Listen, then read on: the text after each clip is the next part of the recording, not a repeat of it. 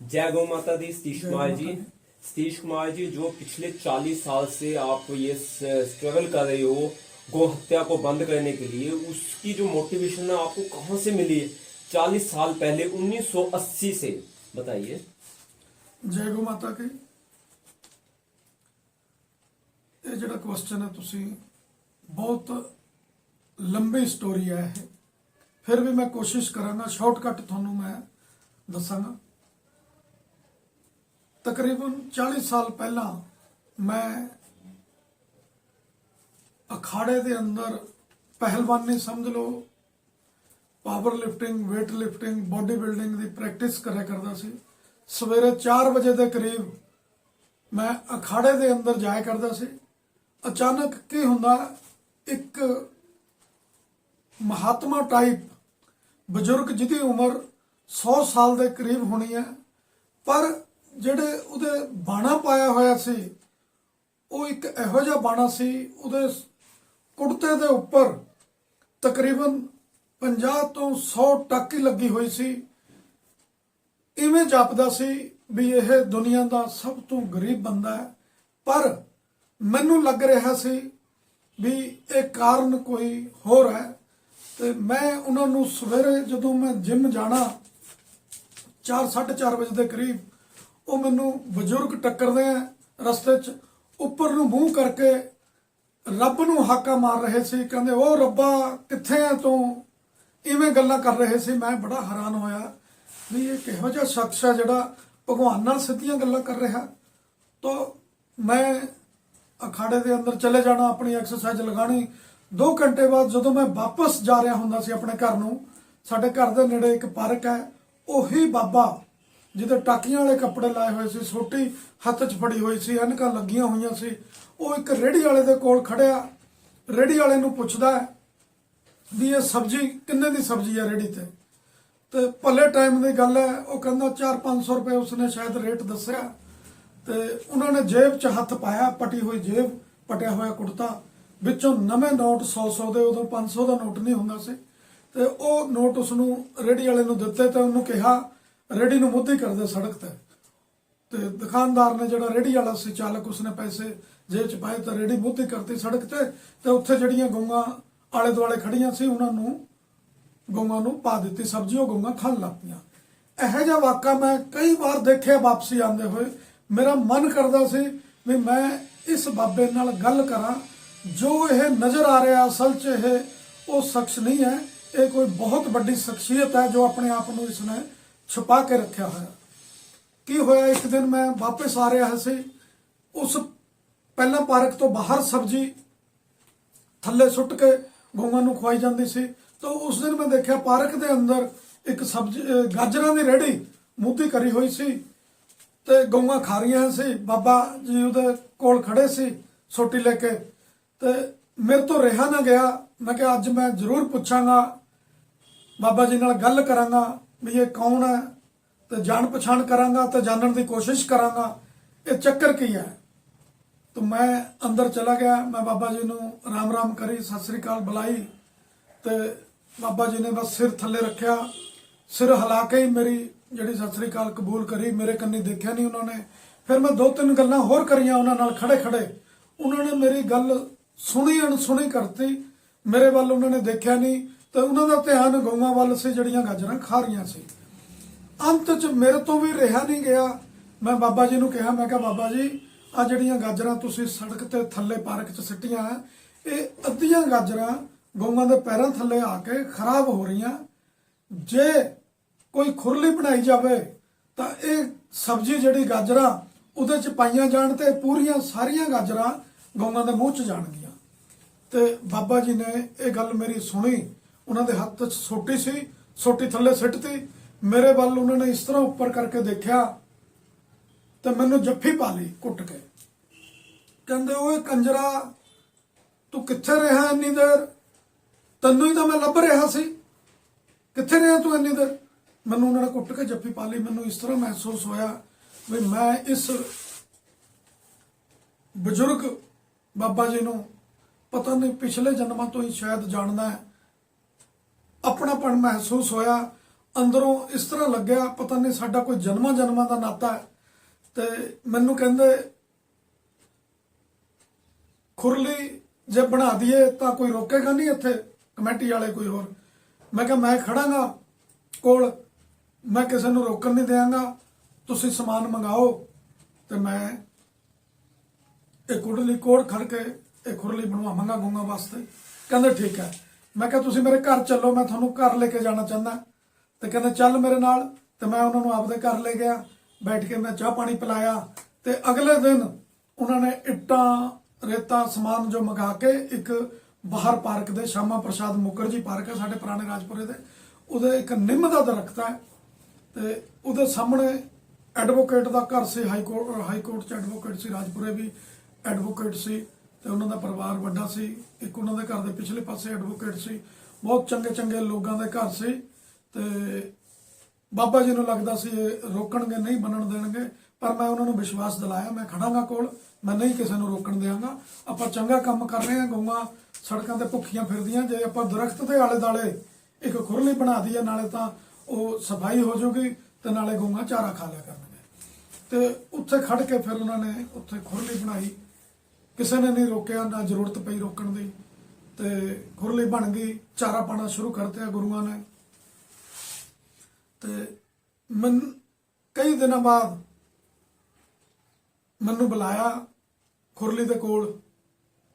ਉਹਨਾਂ ਨੇ ਇੱਕ ਗੁਥਲੀ ਜਿਹਦੇ ਚ ਮੈਂ ਗਿਣੇ ਸੀ 460 ਰੁਪਏ ਦੇ ਕਰੀਬ ਸ਼ਾਇਦ ਰੁਪਏ ਸੀ, ਭਾਨ ਸੀ 10-10 ਦੇ, ਬੀਬੀ ਦੇ 50-50 ਦੇ ਨੋਟ ਸੀ। ਤੇ ਉਹ ਮੈਨੂੰ ਦਿੱਤੇ, ਕਹਿੰਦੇ ਇਹ ਖਜ਼ਾਨਾ ਹੈ, ਅੱਜ ਤੋਂ ਬਾਅਦ ਇਹ ਖੁਰਲੀ ਤੂੰ ਦੇਖਣੀ ਹੈ। ਮੈਂ ਕਿਹਾ ਸਤ ਵਚਨ ਜੀ। ਮੈਂ ਲੈ ਲਿਆ। ਮੈਂ ਉਦੋਂ ਪੜ੍ਹਦਾ ਸੀ, ਮੇਰੇ ਕੋਲ ਕੋਈ ਇਨਕਮ ਦਾ ਸਾਧਨ ਨਹੀਂ ਸੀ ਤੇ ਮੈਂ ਉਹਨਾਂ ਨੂੰ ਨਾ ਨਹੀਂ ਕਰੀ। ਮੈਂ ਕਿਹਾ ਸਤ ਵਚਨ ਕੋਈ ਗੱਲ ਨਹੀਂ। ਤੇ ਉਹਨਾਂ ਨੇ ਮੈਨੂੰ ਦੇਤੀ। ਨੇੜੇ ਹੀ ਇੱਕ ਟੋਕੇ ਦੀ ਦੁਕਾਨ ਸੀ ਚਾਰੇ ਦੀ, ਮੈਂ ਉੱਥੋਂ ਚਾਰਾ ਲੈਣਾ। ਉਦੋਂ ਸਸਤਾ ਟਾਈਮ ਹੁੰਦਾ ਸੀ, 20-50 ਰੁਪਏ ਦਾ ਖੁਰਲੀ ਭਰ ਜਾ ਕਰਦੀ ਸੀ, ਸਵੇਰੇ ਸ਼ਾਮ ਮੈਂ ਖੁਰਲੀ 'ਚ ਪਾ ਦੇਣਾ। ਇਵੇਂ ਕਰਦੇ ਕਰਦੇ 6 ਮਹੀਨੇ ਲੰਘ ਗਏ। ਮੈਨੂੰ ਨਹੀਂ ਪਤਾ ਕਿੱਥੋਂ ਪੈਸਾ ਆ ਰਿਹਾ ਕਿੱਥੋਂ ਜਾ ਰਿਹਾ, ਪਰ ਉਹ ਪੈਸੇ ਨਹੀਂ ਖਤਮ ਹੋਏ। ਪੈਸੇ ਐਜ ਇਟ ਇਜ਼ ਵਿੱਚ ਪਏ ਆ, ਕੋਈ ਕਿਸੇ ਨੇ ਦੇ ਦਿੱਤੇ, ਕਿਸੇ ਨੇ ਕਰ ਲਿਆ ਤੇ ਉਹ ਚੱਲਦਾ ਰਿਹਾ ਸਿਸਟਮ। 6 ਮਹੀਨੇ ਤੋਂ ਚਾਰਾ ਪੈਂਦਾ ਰਿਹਾ। ਅਚਾਨਕ ਮਹਾਤਮਾ ਜੀ ਜਿਹੜੇ ਇੱਕ ਟਾਕੀਆਂ ਵਾਲੇ ਕੱਪੜਿਆਂ ਦੇ ਅੰਦਰ ਲੁਕੇ ਹੋਏ ਸੀ, ਜਿਹੜੇ ਕਿਸੇ ਨੂੰ ਨਜ਼ਰ ਨਹੀਂ ਆ ਰਹੇ ਸੀ, ਉਹਨਾਂ ਨੂੰ ਮੈਂ ਪਹਿਚਾਨ ਲਿਆ ਸੀ ਵੀ ਇਹ ਇੱਕ ਬਹੁਤ ਵੱਡੇ ਉੱਚ ਕੋਟੀ ਦੇ ਸੰਤ ਹੈ ਤੇ ਇਹ ਕੋਈ ਫਕੀਰ ਜਾਂ ਭਿਖਾਰੀ ਜਾਂ ਗਰੀਬ ਨਹੀਂ ਹੈ, ਇਹਨਾਂ ਤੋਂ ਵੱਡਾ ਕੋਈ ਅਮੀਰ ਨਹੀਂ ਹੈਗਾ ਦੁਨੀਆ 'ਚ। ਮੈਂ ਇਹ ਉਹਨਾਂ ਨੂੰ ਉਸ ਸਮੇਂ ਪਹਿਚਾਨ ਲਿਆ ਸੀ। ਤੇ ਉਹ ਖੁਰਲੀ ਤੇ ਚਾਰਾ ਪੈਂਦਾ ਰਿਹਾ। ਸੰਤ ਆ ਗਏ। ਮੈਂ ਉਹਨਾਂ ਨੂੰ ਕਿਹਾ ਗੁਰੂ ਜੀ ਜੇ ਆਪਾਂ ਗਊਸ਼ਾਲਾ ਬਣਾ ਦਈਏ ਤਾਂ ਬਹੁਤ ਵਧੀਆ ਰਹੇਗਾ, ਗਊਆਂ ਉੱਥੇ ਸੁਰੱਖਿਅਤ ਹੋ ਜਾਣ। ਕਹਿੰਦਾ ਨਹੀਂ, ਇੱਥੇ ਹੀ ਪਾਣਾ ਬਾਹਰ। ਮੈਂ ਕਿਹਾ ਠੀਕ ਹੈ ਜੀ ਸਤ ਵਚਨ। ਇਦਾਂ ਚੱਲਦਾ ਰਿਹਾ। 6 ਮਹੀਨੇ ਸਾਲ ਹੋਰ ਲੰਘ ਗਿਆ। ਤੇ ਕੀ ਹੋਇਆ, ਰਾਜਪੁਰਾ ਦੇ ਅੰਦਰ ਮੁਸਲਮਾਨ ਕਸਾਈ ਗਊਆਂ 25-30 ਗਊਆਂ ਸੀ ਉਹਨਾਂ ਕੋਲ, ਦੇਸੀ ਗਾਵਾਂ ਸੀ। ਇੱਕ ਅੰਬਾਂ ਦਾ ਬਾਗ ਸੀ ਅੰਬਾਲਾ ਰੋਡ ਤੇ, ਉੱਥੇ ਬੰਨੀਆਂ ਹੋਈਆਂ ਸੀ ਉਹਨਾਂ ਨੇ। ਟਰੱਕ ਉਹਨਾਂ ਨੇ ਲੰਬੇ ਟਰੱਕ 2 ਕਰੇ ਹੋਏ ਸੀ ਲਿਜਾਣ ਵਾਸਤੇ ਕਲਕੱਤੇ। ਤੇ ਉਹਨਾਂ ਨੇ ਟੈਂਟ ਲਾ ਕੇ ਆਪਣਾ ਰੋਟੀ ਪਾਣੀ ਬਣਾ ਰਹੇ ਸੀ। 10-12 ਬੰਦੇ ਸੀ ਉਹ। ਮੈਨੂੰ ਖਬਰ ਆ ਗਈ ਵੀ ਉਹ ਜਿਹੜੀਆਂ ਗਊਆਂ ਉਹ ਕਲਕੱਤੇ ਵੱਢਣ ਵਾਸਤੇ ਜਾਣਗੀਆਂ। ਤੇ ਕਸਾਈਆਂ ਨੇ ਉੱਥੇ ਬੰਨ ਰੱਖੀਆਂ ਤੇ ਟਰੱਕ ਬੁੱਕ ਕਰ ਰੱਖਿਆ। ਉਹਨਾਂ ਨੇ 2 ਟਰੱਕ ਬੁੱਕ ਕਰੇ ਹੋਏ ਆ, ਟਰੱਕ ਵੀ ਸਾਹਮਣੇ ਖੜੇ ਆ। ਤਾਂ ਮੈਂ ਇਕੱਲਾ ਹੀ ਗਗਨ ਚੌਂਕ ਤੇ ਇੱਕ ਟਾਇਰਾਂ ਦੀ ਦੁਕਾਨ ਸੀ, ਉਹ ਟਾਇਰ ਟਰੱਕਾਂ ਦੇ ਟਾਇਰ ਛਿੱਲਣ ਵਾਸਤੇ ਇੱਕ ਦਾਤ ਜੀ ਹੁੰਦੀ ਹੈ ਬਹੁਤ ਤਿੱਖੀ, ਜਿਹਦੇ ਨਾਲ ਪਹਿਲਾਂ ਟਾਇਰ ਛਿੱਲਿਆ ਕਰਦੇ ਸੀ, ਉਸ ਤੇ ਰਬੜ ਚੜਾਉਣ ਵਾਸਤੇ। ਤੇ ਮੈਂ ਉਹਦੇ ਟਾਇਰਾਂ ਵਾਲੀ ਦੁਕਾਨ ਤੇ ਜਾ ਕੇ ਉਹਦੀ ਜਿਹੜਾ ਸ਼ਸਤਰ ਸੀ, ਜਿਹੜਾ ਇੱਕ ਤਰ੍ਹਾਂ ਦਾ ਟਾਕੂਆ ਸੀ ਬਹੁਤ ਤਿੱਖਾ, ਮੈਂ ਉਹ ਚੱਕ ਲਿਆ ਤੇ ਮੈਂ ਤੁਰ ਪਿਆ ਗਊਆਂ ਨੂੰ ਆਜ਼ਾਦ ਕਰਾਉਣ ਵਾਸਤੇ। ਮੇਰੇ ਅੰਦਰ ਖੂਨ ਸਵਾਰ ਸੀ, ਕ੍ਰੋਧ ਸੀ ਬਹੁਤ ਜ਼ਿਆਦਾ ਵੀ ਗਊਆਂ ਨੂੰ ਇਸ ਤਰ੍ਹਾਂ ਵੱਢਣ ਵਾਸਤੇ ਲੈ ਕੇ ਜਾ ਰਹੇ ਹਾਂ, ਜਿਨ੍ਹਾਂ ਦੀ ਅਸੀਂ ਪੂਜਾ ਕਰਦੇ ਹਾਂ, ਜਿਨ੍ਹਾਂ ਨੂੰ ਮੈਂ ਚਾਰਾ ਪਾ ਰਿਹਾ ਹਾਂ, ਜਿਨ੍ਹਾਂ ਦਾ ਅਸੀਂ ਦੁੱਧ ਪੀਂਦੇ ਹਾਂ। ਕਿਉਂਕਿ ਮੈਂ ਜਨਮ ਤੋਂ ਹੀ ਗਊ ਮਾਤਾ ਦਾ ਦੁੱਧ ਪੀਆ। ਮੇਰੇ ਘਰ ਗਊ ਹੋਇਆ ਕਰਦੀ ਸੀ ਦੇਸੀ, ਤੇ ਮੇਰਾ ਗਊ ਦੇ ਨਾਲ ਬਹੁਤ ਜ਼ਿਆਦਾ ਪ੍ਰੇਮ ਸੀ, ਬਹੁਤ ਜ਼ਿਆਦਾ ਲਗਾਓ ਸੀ। ਤੇ ਗੁੱਸਾ ਇਸ ਗੱਲ ਦਾ ਵੀ ਸ਼ਰੇਆਮ ਗਊਆਂ ਬੰਨ ਕੇ ਇੱਕ ਟੈਂਟ ਲਾ ਕੇ ਉੱਥੇ 10-12 ਮੁਸਲਮਾਨ ਆਪਣਾ ਮੀਟ ਮਾਟ ਉਹ ਬਣਾ ਰਹੇ ਸੀ, ਕੁਝ ਸਬਜ਼ੀ ਵਗੈਰਾ। ਤੇ ਜਦੋਂ ਮੈਂ ਉਹਨਾਂ ਦੇ 50 ਕੁ ਗਜ਼ ਦੂਰ ਨੇੜੇ ਪਹੁੰਚਿਆ, ਮੈਂ ਬੜਕ ਮਾਰੀ ਤੇ ਗਾਲ ਕੱਢੀ ਵੀ ਠਹਿਰੋ ਜਰਾ, ਮੈਂ ਤੁਹਾਨੂੰ ਦੇਖਦਾ। ਮੈਂ ਉਹ ਜਿਹੜਾ ਸ਼ਸਤਰ ਸੀ ਮੇਰੇ ਹੱਥ 'ਚ ਮੈਂ ਲੈ ਕੇ ਉਹਨਾਂ ਦੇ ਮਗਰ ਭੱਜ ਲਿਆ ਇਕੱਲਾ ਹੀ। ਉਹ ਮੇਰੇ ਅੱਗੇ ਅੱਗੇ, ਮੈਂ ਉਹਨਾਂ ਦੇ ਪਿੱਛੇ ਪਿੱਛੇ ਅੱਧਾ ਕਿਲੋਮੀਟਰ ਦੇ ਕਰੀਬ ਉਹਨਾਂ ਨੂੰ ਮੈਂ ਭਜਾਇਆ। ਉਹ ਗਊਆਂ ਸਾਰੀਆਂ ਛੱਡ ਕੇ ਉੱਥੇ ਚਲੇ ਗਏ। ਤੇ ਮੈਂ ਸ਼ਹਿਰ ਚੋਂ ਆਪਣੇ ਯਾਰ ਮਿੱਤਰ ਬੇਲੀ ਬੁਲਾਏ, ਜਿਹੜੇ ਗਊ ਭਗਤ ਸੀ ਉਹਨਾਂ ਨੂੰ ਬੁਲਾਇਆ, ਤੇ ਉਹ ਗਊਆਂ ਦੇ ਰੱਸੇ ਖੋਲੇ ਤੇ ਮੈਂ ਸ਼ਹਿਰ ਦੇ ਵਿੱਚ ਲਿਆਇਆ। ਤੇ ਮੈਨੂੰ ਨਜ਼ਰ ਨਾ ਆਵੇ ਕੋਈ ਜਗ੍ਹਾ ਜਿੱਥੇ ਮੈਂ ਉਹਨਾਂ ਨੂੰ ਰੱਖ ਸਕਾਂ। ਫਿਰ ਮੈਨੂੰ ਇੱਕ ਕਮੇਟੀ ਦੀ ਜਗ੍ਹਾ ਪਈ ਸੀ, 4 ਦੀਵਾਰੀ ਹੋਈ ਵੀ ਸੀ। ਉੱਥੇ ਸਾਰੇ ਸ਼ਹਿਰ ਦਾ ਗੰਦ ਗਿਰਿਆ ਕਰਦਾ ਸੀ, ਸਾਰਾ ਸ਼ਹਿਰ ਦੁਖੀ ਸੀ। ਪਹਿਲਾਂ ਫਲਸ਼ਾਂ ਹੁੰਦੀਆਂ ਨਹੀਂ ਸੀ, ਘਰਾਂ ਚੋਂ ਗੰਦ ਚੱਕ ਕੇ ਸਿੱਧੇ ਤੌਰ ਤੇ ਪਾਰਕਾਂ ਦੇ ਵਿੱਚ ਘੇਰ ਕੇ ਵੱਡੇ ਵੱਡੇ ਢੇਰ ਲੱਗ ਜਾਂਦੇ ਸੀ। 1 ਸਾਲ ਬਾਅਦ ਸਫਾਈ ਹੋਇਆ ਕਰਦੀ ਸੀ। ਉਦੋਂ ਕੁਦਰਤੀ 2-4 ਦਿਨ ਪਹਿਲਾਂ ਉਸ ਜਗ੍ਹਾ ਦੀ ਸਫਾਈ ਹੋਈ ਸੀ, ਉੱਥੇ ਫੇਰ ਗੰਦ ਗਿਰਨਾ ਸ਼ੁਰੂ ਹੋਣਾ ਸੀ। ਤੇ ਮੈਂ ਉੱਥੇ ਜਾ ਕੇ ਤਾਲੇ ਤੋੜ ਕੇ ਉੱਥੇ ਗਊਆਂ ਨੂੰ ਵਾੜਤੇ ਅੰਦਰ। ਤੇ ਉਹਨਾਂ ਵਾਸਤੇ ਸ਼ੈੱਡ ਕੋਈ ਨਹੀਂ ਸੀ। ਮੈਂ ਮੰਦਿਰ 'ਚ ਬੱਲੀਆਂ ਪਈਆਂ ਸੀ ਪੁਰਾਣੀਆਂ, ਸਫੈਦੇ ਟੁੱਟੇ ਹੋਏ ਸੀ। ਮੈਂ 10-15 ਬੱਲੀਆਂ ਉੱਥੋਂ ਚੱਕ ਲਿਆਇਆ। ਤੇ ਮੇਰੇ ਘਰ ਕੱਚਾ ਸੀ, ਬਾਲਿਆਂ ਦੀ ਛੱਤਾਂ ਸੀ, ਉਹ ਚੋਇਆ ਕਰਦਾ ਸੀ। ਮੇਰੇ ਪਿਤਾ ਜੀ ਨੇ ਉਹਦੇ ਉੱਪਰ ਇੱਕ ਕਾਲਾ ਮੋਮਜਾਮਾ ਪਾਇਆ ਹੋਇਆ ਸੀ ਛੱਤ ਤੇ। ਤੇ ਮੈਂ ਚੋਰੀ ਉਹ ਕਾਲਾ ਮੋਮਜਾਮਾ ਉੱਪਰੋਂ ਛੱਤ ਤੋਂ ਉਤਾਰ ਕੇ ਉਸ ਜਗ੍ਹਾ ਤੇ ਲਿਆਇਆ। ਤੇ ਅਸੀਂ 5-7 ਮੁੰਡਿਆਂ ਨੇ ਮਿਲ ਕੇ, ਬੜਾ ਸ਼ੌਂਕ ਸੀ, ਉਹ ਬੱਲੀਆਂ ਗੱਡਤੀਆਂ, ਉਹਨਾਂ ਦੇ ਉੱਪਰ ਸੇਬੇ ਦੇ ਨਾਲ ਉਹ ਮੋਮਜਾਮਾ ਬੰਨ ਕੇ ਇੱਕ ਸ਼ੈੱਡ ਪਾਤਿਆ ਤੇ ਗਊਆਂ ਉਹਦੇ ਥੱਲੇ ਆ ਗਈਆਂ। ਤੇ ਕਮੇਟੀ ਦੀ ਉੱਥੇ ਪਾਣੀ ਦੀ ਲਾਈਨ ਲੰਘ ਰਹੀ ਸੀ, ਉੱਥੇ ਇੱਕ ਹੋਦੀ ਬਣਾ ਕੇ ਟੂਟੀ ਲਗਾਤੇ, ਪਾਣੀ ਦਾ ਪ੍ਰਬੰਧ ਕਰਤਿਆ। ਤੇ ਚਾਰੇ ਦੀ ਮਸ਼ੀਨ ਹੈ ਨਹੀਂ ਸੀ ਨੇੜੇ ਹੀ, ਚਾਰੇ ਦੀ ਦੁਕਾਨ ਹੈ ਸੀ। ਤੇ ਉਹਨਾਂ ਕੋਲੋਂ ਮੁੱਲ ਚਾਰਾ ਲਿਆ ਕੇ ਉਹਨਾਂ ਨੂੰ ਪਾਣਾ ਸ਼ੁਰੂ ਕਰਤਾ। ਤੇ ਉੱਥੇ 25 ਕੁ ਗਊਆਂ ਤੋਂ ਗਊਸ਼ਾਲਾ ਸ਼ੁਰੂ ਕਰਤੀ। ਕੁਝ ਦਿਨਾਂ ਬਾਅਦ, ਮਹੀਨੇ ਬਾਅਦ ਸੰਤ ਆਏ। ਉਹਨਾਂ ਕੋਲ ਬਾਕੀ ਲੋਕਾਂ ਨੇ ਜਾ ਕੇ ਸ਼ਿਕਾਇਤ ਕਰੀ ਵੀ ਤੁਸੀਂ ਸਤੀਸ਼ ਨੂੰ ਮਨਾ ਕਰਿਆ ਸੀ। ਮਨਾ ਕਰਨ ਦੇ ਬਾਵਜੂਦ ਉਸਨੇ ਗਊਸ਼ਾਲਾ ਬਣਾਤੀ। ਮੈਨੂੰ ਬੁਲਾ ਲਿਆ ਪੰਚਾਇਤ ਦੇ ਅੰਦਰ, ਉਹ ਵੀ ਲੋਕ ਬੈਠੇ ਸੀ ਸ਼ਿਕਾਇਤ ਕਰਨ ਵਾਲੇ। ਤਾਂ ਮੈਨੂੰ ਕਹਿੰਦੇ, ਹਰੀ, ਮੇਰੇ ਘਰ ਦਾ ਨਾਂ ਹਰੀ ਹੈ, ਕਹਿੰਦੇ ਹਰੀ ਤੂੰ ਸੱਪਾਂ ਦੀ ਪਟਾਰੀ 'ਚ ਹੱਥ ਪਾਇਆ, ਪਰ ਹੁਣ ਖੜਾ ਰਹੀਂ, ਪਿੱਛੇ ਨਾ ਹਟ ਜੀ। ਮੈਨੂੰ ਉਹ ਗਊਸ਼ਾਲਾ ਬਣੀ ਹੋਈ ਦਿਖ ਰਹੀ ਹੈ, ਚੁਬਾਰੇ ਪਏ ਹੋਏ ਦਿਖ ਰਹੇ ਹੈ। ਤੇ ਉਹ ਜਿਹੜੇ ਸ਼ਿਕਾਇਤ ਲਾਣ ਆਏ ਸੀ ਉਹਨਾਂ ਨੂੰ ਜਵਾਬ ਦਿੱਤਾ ਬਈ ਹਰੀ ਨੇ ਕੋਈ ਗਲਤ ਕੰਮ ਨਹੀਂ ਕੀਤਾ, ਇਹਨੇ ਦਇਆ ਕਰੀ ਹੈ, ਗਊਆਂ ਛਡਾਈਆਂ ਕਸਾਈਆਂ ਤੋਂ, ਉਹ ਕਿੱਥੇ ਰੱਖਦਾ, ਸੜਕ ਤੇ ਤਾਂ ਛੱਡਣ ਤੋਂ ਰਿਹਾ, ਉਹਨਾਂ ਨੂੰ ਸਾਂਭਣਾ ਸੀ ਕਿਤੇ, ਮਜਬੂਰੀ ਨਾਲ ਇਸਨੇ ਉੱਥੇ ਗਊਸ਼ਾਲਾ ਬਣਾਈ ਹੈ, ਕੋਈ ਗਲਤ ਕੰਮ ਨਹੀਂ ਕਰ ਰਿਹਾ, ਇਸਨੇ ਦਇਆ ਕਰੀ ਹੈ। ਤੇ ਇਹ ਹੁਣ ਗਊਸ਼ਾਲਾ ਮੈਨੂੰ ਬਣੀ ਹੋਈ ਦਿਖ ਰਹੀ ਹੈ, ਤੂੰ ਚਿੰਤਾ ਨਾ ਕਰ, ਇਹ ਗਊਸ਼ਾਲਾ ਹੀ ਬਣੂਗੀ, ਬਹੁਤ ਵਧੀਆ ਬਣੂਗੀ। 1 ਮਹੀਨੇ ਦੇ ਅੰਦਰ ਅੰਦਰ ਗੁਰੂ ਜੀ ਨੇ ਉੱਥੇ ਅਰੇਂਜਮੈਂਟ ਕਰਤੇ, ਮਿਸਤਰੀ ਭੇਜਤੇ, ਆਪਣੇ ਮਜ਼ਦੂਰ ਭੇਜਤੇ, ਜਿਹੜੇ ਉੱਥੇ ਆ ਕੇ ਟੈਂਟ ਲਾ ਕੇ ਅੰਦਰ ਰਹਿਣ ਲੱਗ ਗਏ। ਤੇ ਉਹਨਾਂ ਨੂੰ ਬਾਹਰੋਂ ਇਕੱਠਾ ਕਰਕੇ ਰੇਤਾ, ਬਜਰੀ, ਸੀਮਟ, ਸਾਰਾ ਸਮਾਨ ਉੱਥੇ ਲਿਆ ਕੇ ਸੁੱਟਤਿਆ। 1 ਮਹੀਨੇ ਦੇ ਅੰਦਰ ਅੰਦਰ ਸਾਰੀ ਗਊਸ਼ਾਲਾ ਬਣ ਗਈ, ਪੱਕੀਆਂ ਖੁਰਲੀਆਂ ਬਣ ਗਈਆਂ, ਫਰਸ਼ ਲੱਗ ਗਏ, ਚੁਬਾਰੇ ਬਣ ਗਏ, ਸ਼ਟਰ ਲੱਗ ਗਏ। ਉੱਥੇ ਇਹੋ ਜਿਹੀ ਸੇਵਾ ਚੱਲੀ ਗਊਆਂ ਦੀ, ਜਦੋਂ ਸਰਦੀ ਨੂੰ ਧਾਰੀਵਾਲ ਦੀਆਂ ਲੋਈਆਂ 10-10 ਹਜ਼ਾਰ ਦੀ, ਜਿਹੜੀ ਅੱਜ 20-20 ਹਜ਼ਾਰ ਦੀ ਲੋਈਆ, ਉਹ ਗਊਆਂ ਤੇ ਦਈਆਂ ਜਾਂਦੀਆਂ ਸੀ, ਰਜਾਈਆਂ ਦਿੱਤੀਆਂ ਜਾਂਦੀਆਂ ਸੀ, ਪੇਟੀਆਂ ਰੱਖੀਆਂ ਹੋਈਆਂ ਸੀ। 12 ਵਜੇ ਤੱਕ, ਜਦੋਂ ਤੱਕ ਸੂਰਜ ਨਹੀਂ ਚੜ੍ਹਦਾ ਸੀ ਪੂਰੀ ਤਰ੍ਹਾਂ, ਉਦੋਂ ਤੱਕ ਉਹ ਉਹਨਾਂ ਦੇ ਉੱਪਰੋਂ ਰਜਾਈਆਂ ਲੋਈਆਂ ਨਹੀਂ ਉਤਰਦੀਆਂ ਸੀ। ਤੇ ਜਿਹੜਾ ਉਹਨਾਂ ਦਾ ਗੋਬਰ ਔਰ ਉਹਨਾਂ ਦਾ ਮੂਤਰ ਥੱਲੇ ਨਹੀਂ ਗਿਰਨ ਦਿੱਤਾ ਜਾਂਦਾ ਸੀ, ਬੰਦਿਆਂ ਦੀ ਡਿਊਟੀ ਲਾਈ ਹੋਈ ਸੀ। ਜਦੋਂ ਗਊ ਮੂਤਰ ਕਰਦੀ ਸੀ ਤਾਂ ਤਸਲੇ 'ਚ, ਜਦੋਂ ਗਊ ਗੋਬਰ ਕਰਦੀ ਸੀ ਤਾਂ ਤਸਲੇ 'ਚ, ਤਾਂ ਉੱਥੇ ਖੜੇ ਰਹਿੰਦੇ ਸੀ ਸੇਵਾਦਾਰ, ਥੱਲੇ ਗੋਬਰ ਨਹੀਂ ਗਿਰਨ ਦਿੱਤਾ ਜਾਂਦਾ ਸੀ। ਗਊ ਦੇ ਉੱਪਰ ਤੁਸੀਂ ਦੇਖਦੇ ਉਸ ਟਾਈਮ ਇਹੋ ਜਿਹੀ ਸੇਵਾ ਚੱਲਦੀ ਸੀ, ਮੱਖੀ ਨਹੀਂ ਬੈਠ ਸਕਦੀ ਸੀ ਪਿੰਡ ਤੇ, ਇੰਨੀ ਸਫਾਈ ਹੁੰਦੀ ਸੀ। ਔਰ ਜਦੋਂ ਸੰਤਾਂ ਨੇ ਆਣਾ, ਦੇਸੀ ਘੀ ਦਾ ਹਲਵਾ ਬਣਵਾਉਣਾ, ਖੁਰਲੀ 'ਚ ਦੇਸੀ ਘੀ ਦਾ ਹਲਵਾ, ਜਲੇਬੀਆਂ ਨਾਲ ਖੁਰਲੀ ਭਰ ਦੇਣੀ, ਗੁਲਾਬ ਜਾਮਣਾ ਪਾ ਦੇਣੀਆਂ, ਰਸਗੁੱਲੇ ਪਾ ਦੇਣੇ, ਵਧੀਆ ਵਧੀਆ ਚੀਜ਼ਾਂ, ਕਾਜੂ ਬਦਾਮਾਂ ਦੇ ਨਾਲ ਹਲਵਾ ਬਣਾ ਕੇ ਦੇਸੀ ਘੀ ਦਾ ਗਊਆਂ ਨੂੰ ਖਵਾਉਣਾ। ਬਹੁਤ ਵੱਡੀ ਸੇਵਾ ਉੱਥੇ ਚੱਲੀ ਤੇ ਉੱਥੋਂ ਮੇਰੀ ਇਹ ਜਿਹੜੀ ਸੇਵਾ ਜਿਹੜੀ ਸਟਾਰਟ ਹੋਈ। ਮੈਂ ਪਾਵਰ ਲਿਫਟਿੰਗ ਕਰਿਆ ਕਰਦਾ ਸੀ, ਇੰਟਰਨੈਸ਼ਨਲ ਪਲੇਅਰ ਸੀ, ਪੰਜਾਬ ਦਾ 5 ਵਾਰ ਮੈਂ ਸਟਰੋਂਗੈਸਟ ਮੈਨ ਦਾ ਖਿਤਾਬ ਜਿੱਤਿਆ। ਤੇ ਮੈਨੂੰ ਸੰਤਾਂ ਨੇ ਕਿਹਾ, ਹਰੀ ਤੂੰ ਬਹੁਤ ਤਕੜਾ ਹੋ ਗਿਆ, ਹੁਣ ਆ ਜਿਹੜਾ ਬੱਟੇ ਚੱਕਣੇ, ਉਹ weight ਨੂੰ ਬੱਟੇ ਹੀ ਕਹਿੰਦੇ ਸੀ, ਆ ਬੱਟੇ ਚੱਕਣੇ ਬੰਦ ਕਰ ਦੇ। ਇਹ ਜਿਹੜੀ ਤੇਰੀ ਤਾਕਤ ਹੈ, ਇਹ ਆਪਦੀ ਧਰਮ ਦੀ ਰੱਖਿਆ ਵਾਸਤੇ, ਗਊ ਮਾਤਾ ਦੀ ਰੱਖਿਆ ਵਾਸਤੇ ਲਗਾ ਦੇ।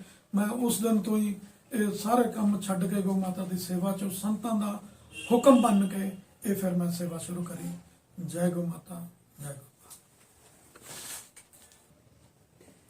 ਸਤੀਸ਼ ਕੁਮਾਰ ਜੀ, ਤੁਸੀਂ ਇਹ ਦੱਸੋ ਕਿ ਅੱਜ ਤੱਕ 1980 ਤੋਂ ਲੈ ਕੇ ਜੋ ਤੁਸੀਂ ਸੇਵਾ ਦਾ ਕੰਮ ਕਰ ਰਹੇ ਹੋ, ਅੱਜ 2021 ਹੋ ਗਿਆ, ਕੁੱਲ 41 ਸਾਲ ਹੋ ਗਏ ਹੈ, ਤੇ ਅੱਜ ਤੱਕ ਕਿੰਨੇ ਗਊ ਹੱਤਿਆ ਤੋਂ ਸਾਡੀ ਗਊ ਮਾਤਾ ਨੂੰ ਤੁਸੀਂ ਨੇ ਬਚਾਇਆ? ਕਿੰਨੇ ਕਸਾਈਆਂ ਉੱਤੇ ਤੁਸੀਂ FIR ਪਰਚੇ ਕਰਾਏ ਹੈ?